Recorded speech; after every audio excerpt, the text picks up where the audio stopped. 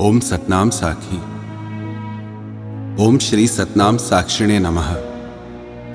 श्री गुरु परमात्मने नमः। श्रीमान 1008 सद्गुरु स्वामी टेऊराम जी महाराज का जीवन चरित्र। प्रथम अध्याय मंगलाचरण। दोहा। वंदू श्री गुरुदेव को जो है सर का ताज, जाकी कृपा दृष्टि से भुवन पूरन काज।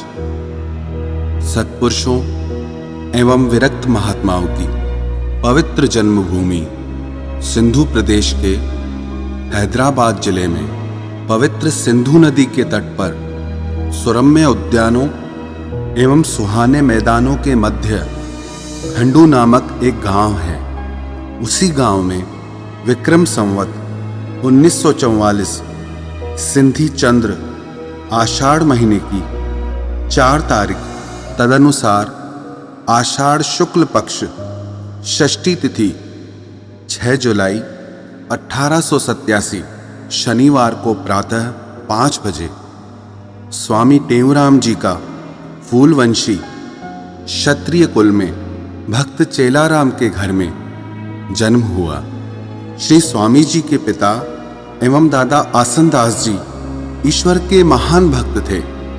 श्री चेलाराम जी इतने संत सेवी थे कि कहीं भी किसी सत्पुरुष महात्मा को देखते तो उनको अपने घर में ले जाकर प्रेम पूर्वक भोजन इत्यादि से संतुष्ट करके ही उन्हें विदा करते थे। महापुरुषों, अतिथियों एवं मुसाफिरों की सेवा अत्यंत प्रेम भाव एवं आदर पूर्वक करते थे। उनके घर में नियमित रूप से सत्संग एवं संकीर्तन होता रहता था। स्वामी जी की माता कृष्णा देवी भी अपने पति से कम नहीं थी।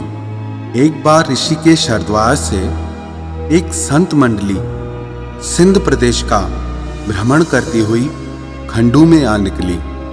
भक्त चेलाराम जी संत मंडली को घर बुला लाए और श्रद्धा पूर्वक उनकी सेवा की। वे महापुरुष सत्संग और कीर्तन करते थे, अतः इनके घर भी प्रातःकाल सितार पर कीर्तन करते थे और गाते गाते प्रेम में इतना तन्मय हो जाते थे कि शरीर की सुध तक भूल जाते थे। ऐसे ही समय में माता कृष्णा देवी आनंद मग्न सत्संग में बैठी हुई थी। उन महापुरुषों को प्रेम में इतना निमग्न देखकर उनकी ओर दृष्टि करके अपने में ही परिपूर्ण परमात्मा से प्रार्थना करने लगी। हे प्रभु, यह विनम्र दासी आपके पवित्र चरणों में विनय करती है कि इन सत्पुरुषों जैसे योगी महात्मा मेरे घर में भी पुत्र रूप में अवतरित हों। मन में ऐसा संकल्प करके सत्संग की समाप्ति के पश्चात माता महात्माओं को विनम्रता पूर्वक आग्रह करने लगी। हे भगवान, मेरी ओर से प्रभु को ऐसी प्रार्थना करें कि मेरी मनोकामना पूर्ण हो। सत्पुरुषों ने परमात्मा से प्रार्थना की। इसके बाद राम नाम की धुनी लगाकर सत्संग की समाप्ति की। रात्रि के समय माता को विचार आया कि सुना है ईश्वर तपस्या के द्वारा प्रसन्न होते हैं और अपने भक्त की मनोकामना पूर्ण करते हैं। क्यों न मैं भी कठिन तपस्या द्वारा परमात्मा को प्रसन्न कर मनोकामना पूर्ण करूं। जैसे कि रामायण में लिखा है, तपबल रचई प्रपंच विधाता, तपबल विष्णु सकल जग त्राता, तपबल शंभु करहि संघारा, तपते अगम न कछु संसारा। ऐसा दृढ़ संकल्प करके प्रातःकाल पतिदेव से आज्ञा लेकर 40 दिन का व्रत प्रारंभ किया। 8 प्रहरों में केवल एक बार थोड़ा सा फलाहार लेती थी और सारा समय परमात्मा के ध्यान में व्यतीत करती थी। जो ही व्रत के 40 दिन समाप्त हुए, त्यों ही रात्रि को परमात्मा ने माता को स्वप्न में कहा, हे कल्याणी, मैं तुम्हारी तपस्या से प्रसन्न हूं और तुम्हारा संकल्प शीघ्र ही पूर्ण होगा। यह सुनकर माता अत्यंत ही हर्षित हुई। उनका व्रत संपन्न हुआ। 41वें दिन प्रातः 7 बजे व्रत की समाप्ति हुई। कुछ समय पश्चात स्वामी टेऊराम जी ने उनकी गोद भरी। माता का चेहरा दैदीप्यमान हो उठा। चारों ओर शीतल मंद सुगंधित पवन चलने लगी। आनंद की लहरें उठने लगी। स्वर्ग में भी आनंद की लहर दौड़ गई। वर्षा की नन्ही नन्ही बूंदें पुष्पों के रूप में बरसने लगी। और ऐसे शुभ योग में श्री स्वामी जी का जन्म हुआ। प्रेमी व समस्त संबंधी बधाई देने माता के पास आए और बालक का दर्शन किया। पंडित जयराम जी ने बालक के ग्रह नक्षत्र देखकर भविष्यवाणी की कि बच्चा होनहार होगा तथा अवतार के रूप में कहलाएगा। और फिर नन्हे मुन्ने बालक का नाम टेऊराम रखा। भक्त चेलाराम जी को इसके पूर्व 2 बालक व 2 पुत्रियां थीं। पुत्रों के नाम वेंसीलाल और टहलराम तथा पुत्रियों के नाम ज्ञानीबाई व ईश्वरीबाई था। वे सब विवाहित थे। वेंसीमल पिता के जीवित रहते ही घर से अलग हो गए थे। श्री टहलराम ही घर एवं दुकान का सारा कामकाज संभालते थे। बालक टेऊराम जी घर में सूर्य के समान तेजस्वी थे। जैसे सूर्य के उदय होते ही अंधकार दूर हो जाता है, बागों में फूल खिल उठते हैं, वैसे ही घर के तथा पड़ोस के व्यक्ति, संबंधी एवं सत्संगी बालक का सौम्य एवं हंसमुख चेहरा देखकर तथा प्यारी तोतली बोली सुनते थे तो उनका चिंता रूपी अंधकार निवृत्त हो जाता था। सब ऐसा महसूस करते थे कि हमारे घर में साक्षात वैकुंठनाथ अवतार लेकर आए हैं। सबका हृदय गुलाब के फूल के समान खिल उठता था। माता कृष्णा उनको दूध पिलाकर गोद में लेकर मीठे स्वर से शिवोहम की लोरी देकर जहां बैठाती थी अथवा सुलाती थी वहीं पर शांति पूर्वक सो जाते अथवा बैठ जाते थे। अन्य बालकों के समान बेकार कभी नहीं रोते थे। सदैव हंसमुख एवं कोमल स्वभाव रहते थे। जब बालक ने बोलना प्रारंभ किया तब माता ने सर्वप्रथम राम का नाम बोलना सिखाया। फिर धीरे धीरे और नाम बोलने सिखाए। मुंडन संस्कार का समय आया तो आषाढ़ पूर्णिमा के दिन बड़ी धूमधाम के साथ बाबा जौहरगिरी जी के बगीचे में कुएं पर मुंडन संस्कार हुआ। माता कृष्णा देवी प्रातःकाल 4 बजे उठकर चक्की पीसती थी। नन्हे बालक को गोद में लेकर कबीर दास जी का निम्नलिखित भजन गाकर सुनाती थी। लागी लागी शब्द की चोट तन में। बालक भी उपरोक्त भजन ध्यान से सुनकर माता से कहते थे, माँ तन में यह भजन गाओ। और माँ भी प्रसन्न वाणी से उनको हर रोज ये भजन गाकर सुनाती थी। स्वामी जी के खेलने का ढंग भी निराला था। बालकों को इकट्ठा करके आसन लगाते थे। स्वयं आंखें बंद करके अन्य बच्चों को भी आंखें मूंदने के लिए कहकर राम नाम की धुनी लगाते थे। जहां भी सत्संग होता था वहां पर बच्चों को साथ लेकर जाते थे।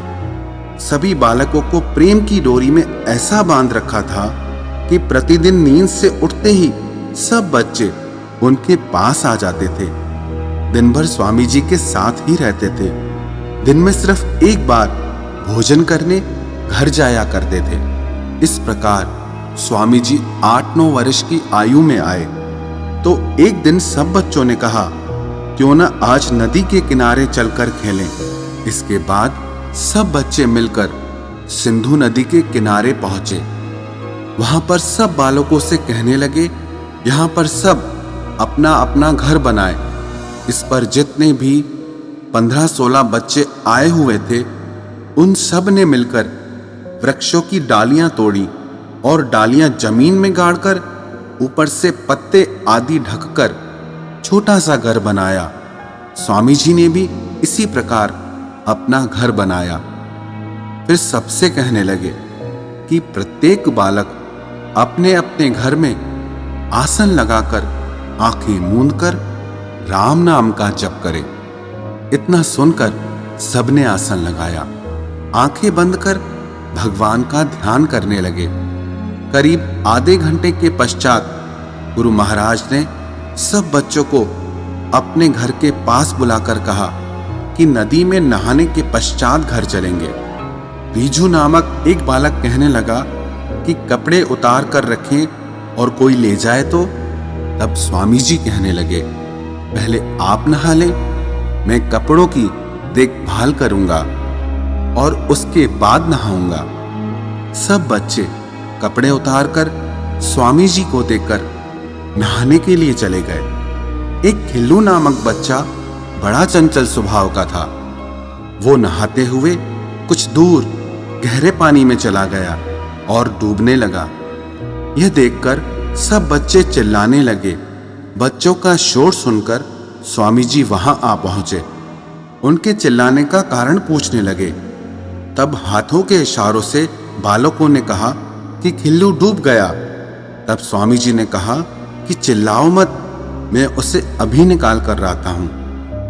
ऐसा कहकर नदी में कपड़ों सहित कूद गए और अंदर चले गए। यह देखकर बच्चे और अधिक रोने लगे और हाय हाय कर कहने लगे कि दोनों डूब गए। लेकिन 7-8 मिनट पश्चात स्वामी जी खिल्लू को हाथ से पकड़कर बाहर निकाल लाए। सारे बालक खिल्लू को देखते ही प्रसन्नता से तालियां बजाने लगे। खिल्लू को कपड़े पहनाकर स्वामी जी बालकों सहित एक वृक्ष के नीचे आ बैठे। बच्चे गुरु महाराज से पूछने लगे कि आपने जल में डूबे हुए खिल्लू को कैसे निकाला। तब स्वामी जी कहने लगे, यह सारा वृतांत खिल्लू से ही पूछो। तब बच्चे खिल्लू से पूछने लगे। खिल्लू स्वामी जी की ओर देखकर कहने लगा कि जिस समय मैं जल में गोते खा रहा था, उसी समय एक देवता ने मुझे हाथ से पकड़कर अपनी गोद में बैठाया।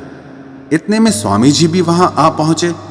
तब स्वामी जी वह देवता परस्पर प्रेम पूर्वक मिले और वह देवता कहने लगा कि मेरे बड़े भाग्य हैं जो आपका दर्शन पाया है।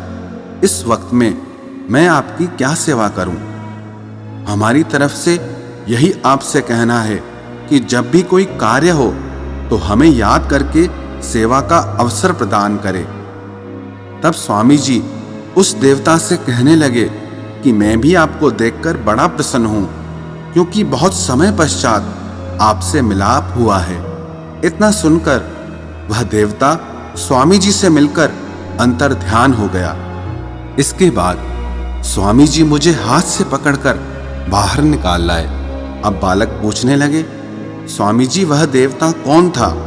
इस पर स्वामी जी हंसकर कहने लगे, वे हमारे प्रियतम मित्र वरुण देवता थे।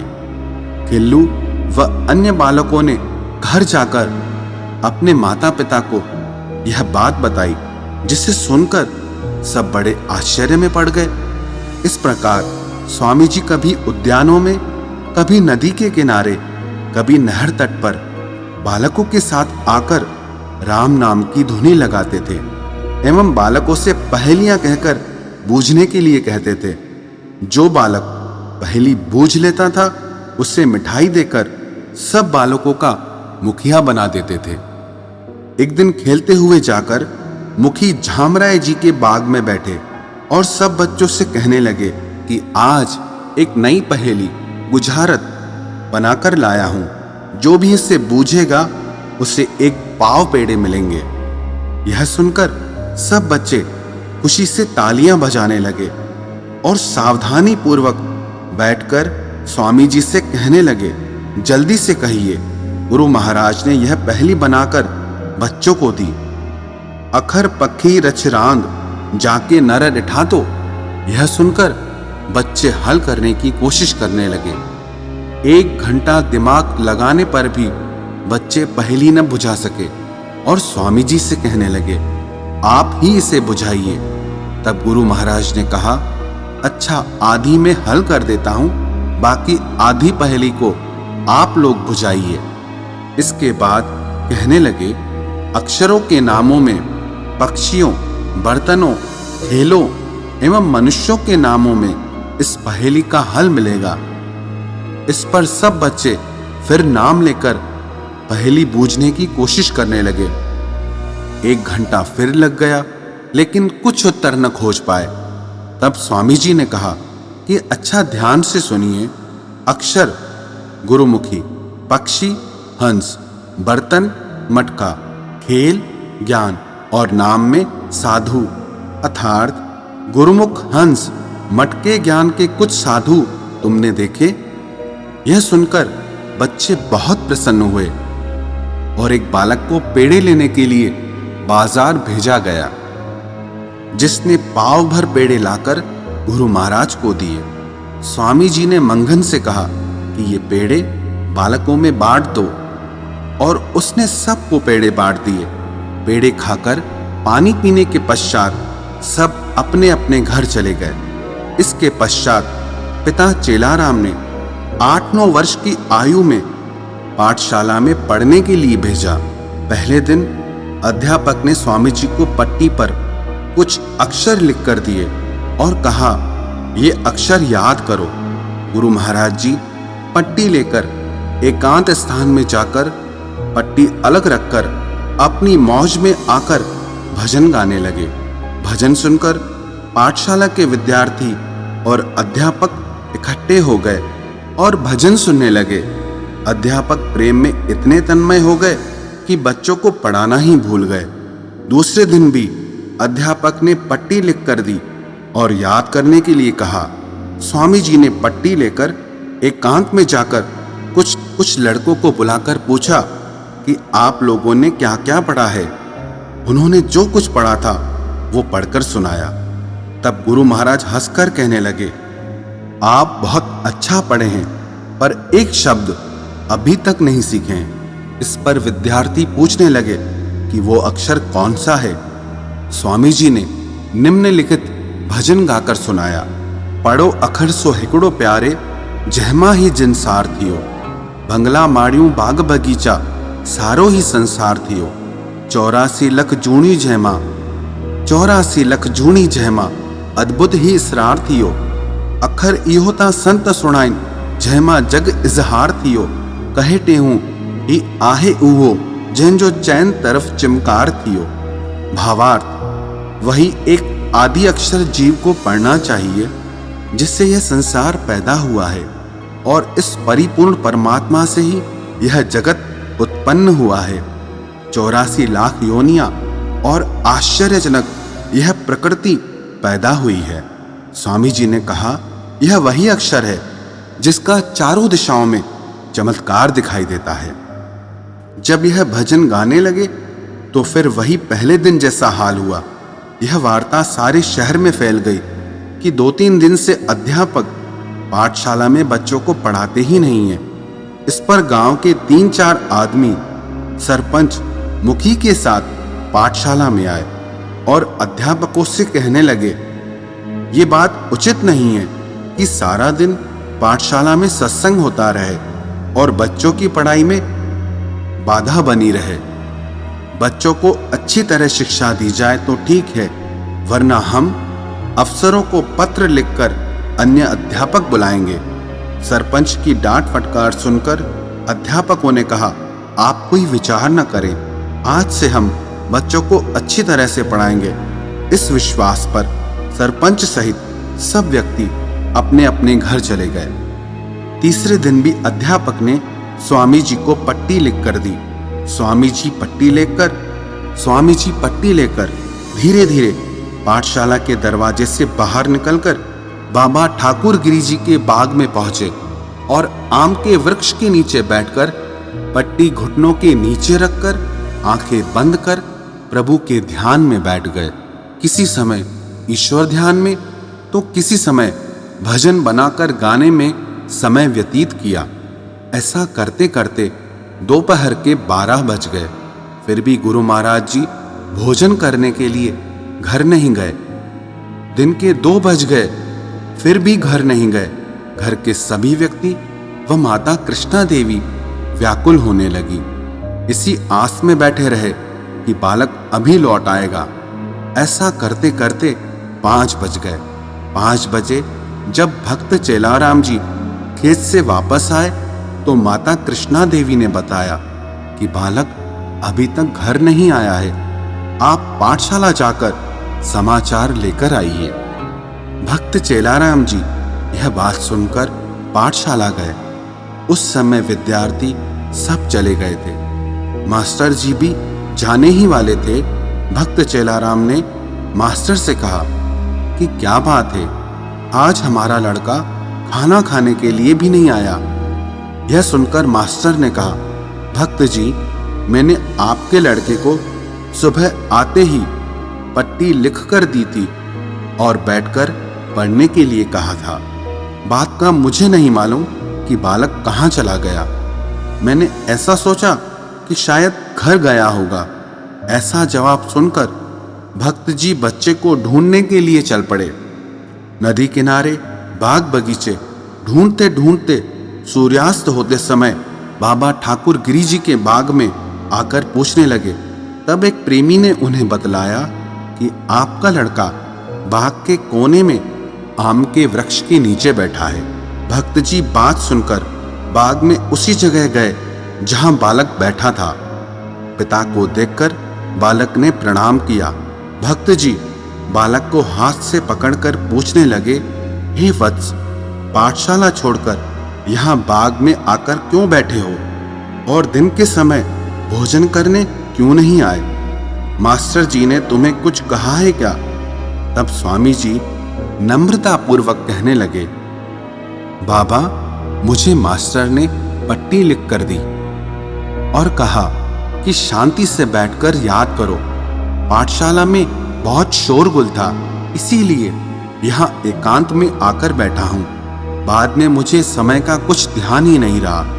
इतना सुनकर भक्त चेलाराम जी स्वामी जी को साथ लेकर घर पहुंचे। माता कृष्णा ने स्वामी जी को बड़े प्यार से गले लगाया और गोद में लेकर प्रेम पूर्वक पूछने लगी, हे लाल, तू आज दिन भर कहाँ चला गया था? स्वामी जी थोड़ा सा हंसे और जो जवाब बाग में पिता को दिया था वही माता को दिया। यह सुनकर माताजी व अन्य घर के सदस्य हंसने लगे। बाद में माता ने स्वामी जी को खाना खिलाकर खुद भी भोजन किया।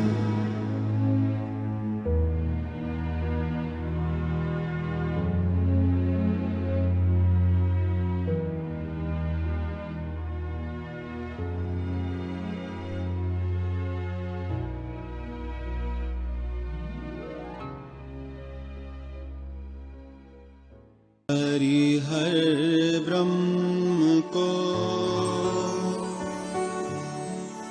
बार बार प्रणाम। नर तन धरते देव जो होया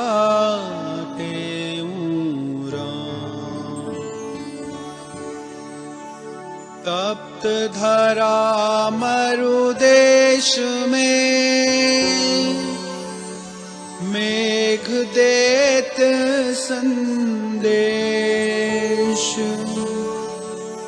त्यों जग के कल्याण हित हरिधारे नर भेष।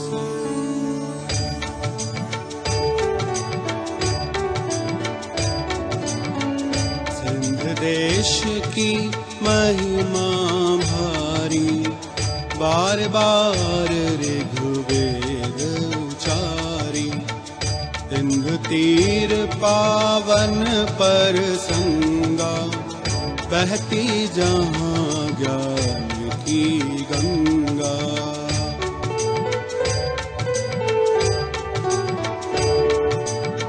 ऋषि मुनि अरु ज्ञानी ध्यानी पढ़ते जहाँ ब्रह्म की बानी, धन्य सिंध की धरती सारी। धन्य सिंध के नर अरु नारी, समय बड़ा पर बल पर वीणा। वेद पुराणन वर्णन कीना, काल चक्र दुस्तर अति भारा। अधर्म ने पांव पसारा।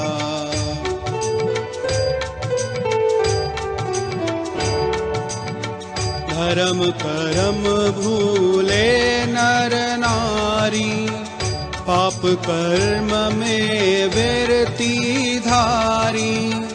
गीता में श्री कृष्ण सुनाया, जब जब भार भूमि पर आया, तब तब ही अवतार धरूं मैं।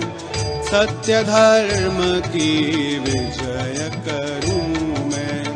प्रण पालन हित ले अवतारा, आए खंडू नगर मंझारा।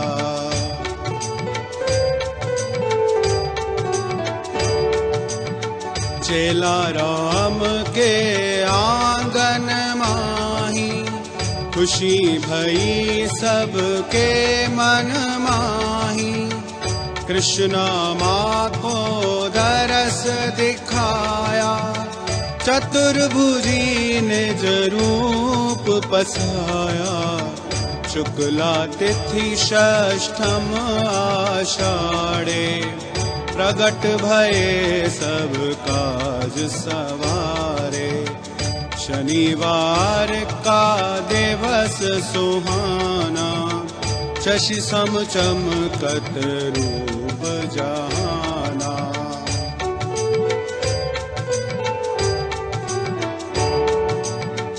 लोली दे दे मात लुढ़ावे, गद गद गीत कंठ से गावे। बालक वयसे हरि गुण माही, प्रीत लगी प्रभु सुमरन माही। विद्या हेतु जब उन्हें पठाया, सतगुरु आसुराम कह पाया। गुरु बोले हो स्वयं सिद्ध तुम, परिपूर्ण हो ब्रह्म शुद्ध तुम।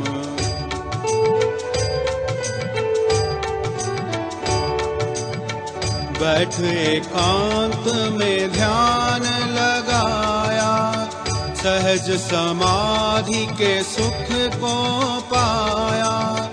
खान पान जग विषयों माही, रंचक मन कहलागत नाही। लगन लगी गुरु शब्द मझारी, टूटी मोह को की जारी। बालक गण को साथ बैठाए, राम नाम की धुनी लगाए।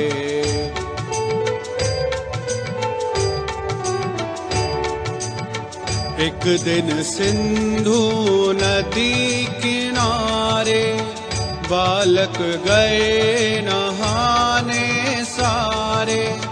वस्त्र उतार तट पर रख दीने, तेऊ राम के सुपुर्द कीने। बालक जल में खेलन लागे, खिलूं था उन सब में आगे। खेलत खेलत खिल्लू डूबा, सबने देखा बड़ा अजूबा। वस्त्र सहित गुरु जल के माही, कूदे लुप्त भये फिर ताही।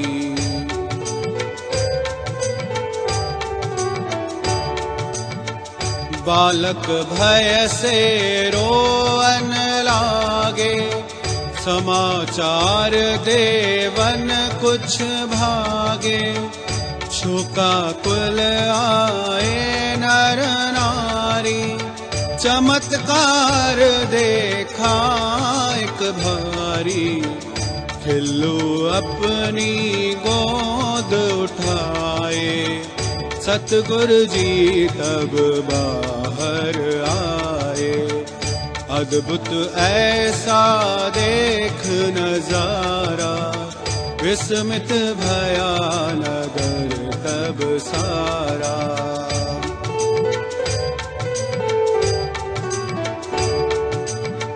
खिल्लू कहा सुनो है भाई, डूब गया जब मैं जल माही।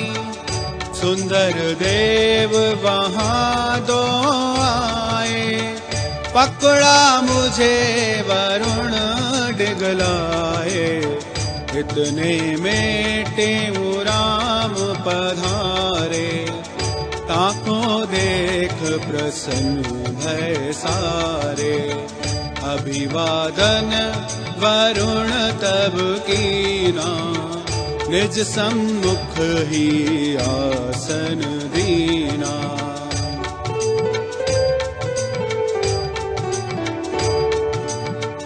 कहने लगे कुछ सेव बताए, बोले खिल्लू लेन हम आए। प्रसन्न हो तब दीन विदाई, सतगुरु ने मम जान बचाई। धन्य धन्य गुरु टेऊ रामा, परम पवित्र तुम्हारा नामा। जय हो हे गुरुदेव तुम्हारी, सुख सागर तुम अति हितकारी।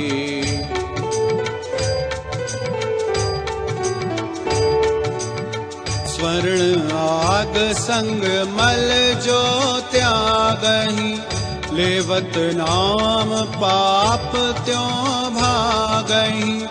तप्त बुझावत है चंद जो, शीतल हृदय करत नाम त्यों। इच्छित वस्तु कल्प तरु देवे, नाम सुमरते सब फल सेवे। अब तो सत्संग की धुन लागी, मन की माया ममता त्यागी।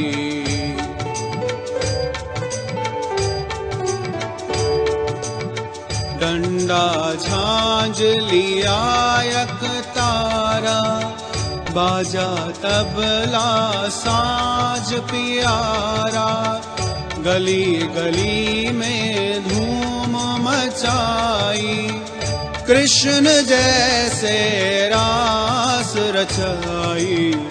प्रेम बड़ा जब खंडू माही, गुरु सोचा यहाँ रहना नाही। नाम कीर्ति जय जयकारा, इन बातों से संत नियारा।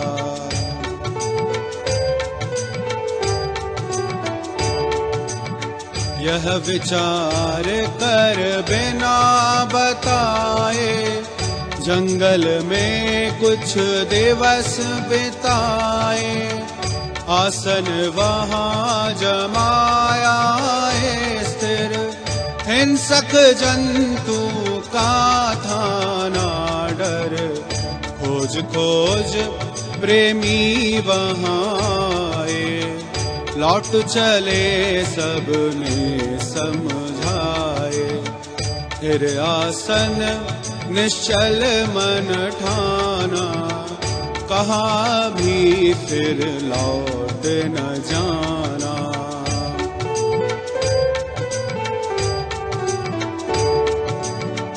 घास फूस तृण कुट्टी बनाई, कंद मूल का जान सुखाई, गुरु मंत्र का कर अभ्यासा, मेट दई जम की सब त्रासा, आत्म अंतर विरति लागी, जगत वासना सकली भागी, पावन भूमि व जग माही, हरिजन करत तपस्या जाहि।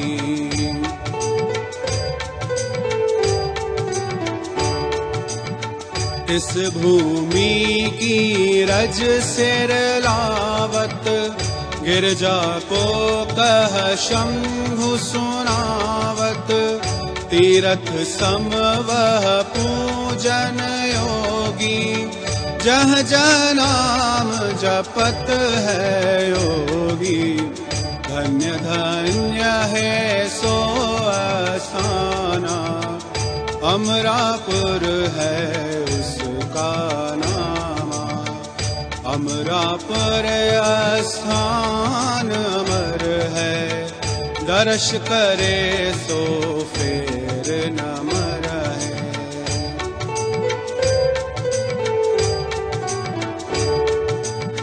चार धाम सम पवित्र धामा, अमरापुर है उसका नामा, ताकि महिमा कहीं न जाई, शेष शारदा पार न पाई, बैठ जहाँ गुरु ज्ञान सुनाया, सतनाम साखी मंत्र जपाया, प्रेम प्रकाशी पंथ बनाया, सोए जीवों को था जगाया, जब तक गंगा यमुन का पानी, तब तक अमर रहेगी कहानी, सूर्य चंद्र प्रकाश है ज्वालो,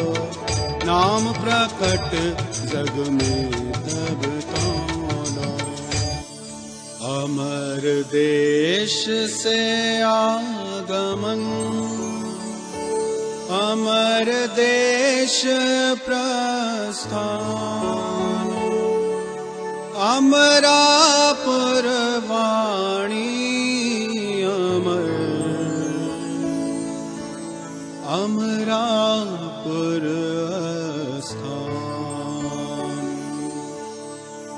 आप अमर चरित्र अमर, अमर आपका नाम, तब शरणागत भी अमर, धन गुरु टेऊरा।